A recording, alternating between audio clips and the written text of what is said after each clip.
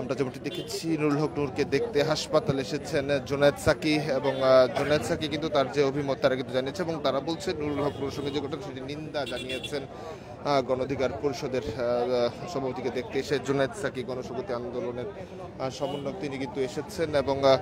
যেমনটি বলছেন নূরের সঙ্গে গতকালকের যে ঘটে যাওয়া ঘটনা সেই ঘটনা নিয়ে কিন্তু আসলে তিনি নিন্দা জানিয়েছেন এবং সরাসরি দেখানোর চেষ্টা করছিলাম দেশ সীমান্ত লাইভে। দর্শক যেমনটি দেখছিলেন গতকাল রাত থেকেই কিন্তু গণ অধিকার সভাপতি নুরুল হক নূর হাসপাতালে ভর্তি এবং সবশেষ তাকে কিন্তু আইসিইউতে নিয়ে যাওয়া হয় এবং আইসিইউতে নিয়ে যাওয়ার পর যদি বলা যায় বিভিন্ন রাজনৈতিক দলের পক্ষ থেকে কিন্তু আসলে প্রতিক্রিয়া জানানো হয়েছে এবং হাসপাতালে কিন্তু রাজনৈতিক দলের নেতা যারা রয়েছেন নেতাকর্মী যারা তারা কিন্তু আসতে শুরু করেছে এবং সকাল থেকেই সিটি স্ক্যানের পরপরই কিন্তু আসলে বলা হয়েছে যে নাক এবং মাথার হাড় কিন্তু আসলে তার ভেঙে গেছে এবং যে কারণে নিবিড় পর্যবেক্ষণে তাকে কিন্তু রাখা হয়েছে এবং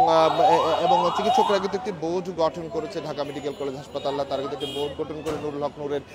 চিকিৎসা দিচ্ছে এবং সকাল থেকেই রাত এবং গতকাল রাত থেকে কিন্তু বিভিন্ন রাজনৈতিক দলের নেতা নুরুল হক নূরকে দেখতে হাসপাতালে নিয়ে আসা হাসপাতাল